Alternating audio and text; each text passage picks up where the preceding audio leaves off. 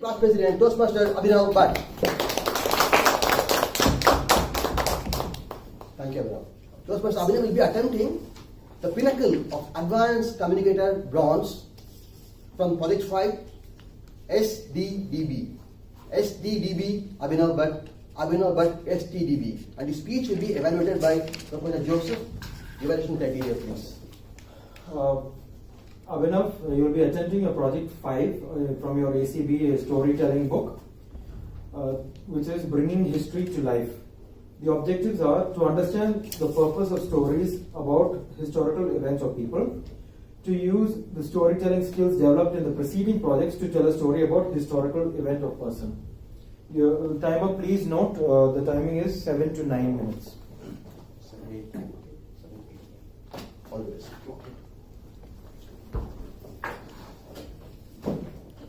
American author John Hammond once said, "The early bird gets the worm, the second mouse gets the cheese." Toastmaster of the day, for trailblazers and invisible guests. Life is nothing but a struggle to convince others. When you are employed, you try to convince your boss to give you better salary.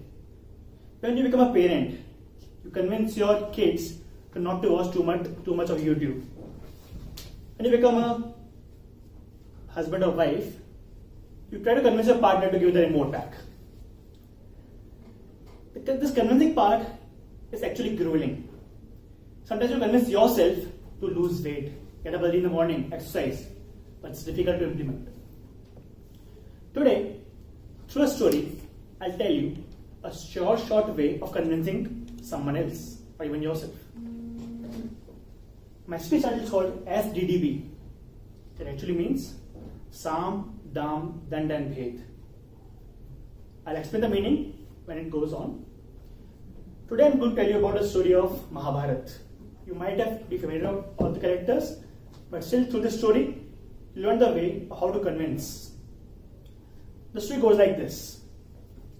The state of Hastinapur was in dire straits.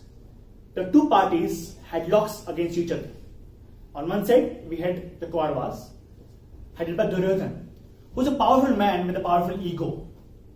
On the other hand, we had the Pandavas, who had Yudhishthira at their helm. Yudhishthira actually was the rightful heir to the Hastinapur state, but Duryodhana was already there. So, while the Kauravas had a great army and military strength, the Pandavas had one trump card. They had Lord Krishna with them.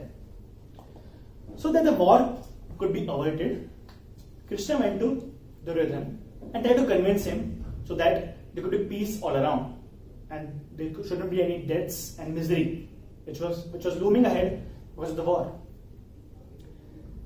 He applied the technique of Sam, Dam, Dand, Bhed with Duryodhana. He went to Duryodhana for the first time and applied Sam. Sam means to convince others by dialogue or diplomacy. He told, "O Duryodhana, O mighty warrior, you know that Yudhishthira is your elder brother. Please give him a chance to rule the state.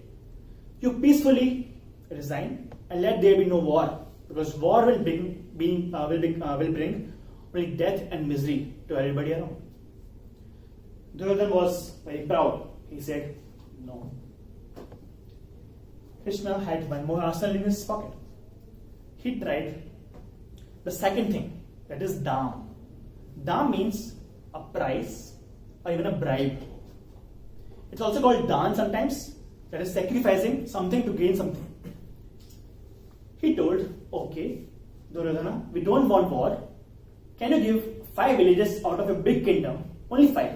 So that all Pandavas, there are 5 Pandavas, they could be happy." Duryodhana said, "No." Now 2 things had failed. Sam had failed, diplomacy has failed.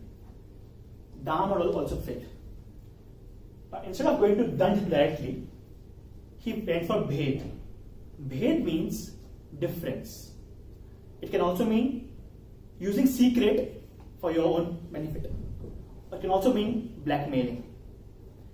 There was a person called Karn, who was actually the rightful heir, but he was born out of the normal Vedic system. Krishna was very clever.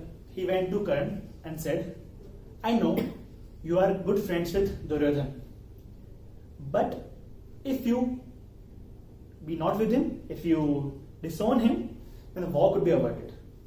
What I can offer you is that you can marry Draupadi, the Pandava's wife right now, because he might have a little fancy for her initially. Moreover, we'll make you the king, and if you're the king, everybody will be happy.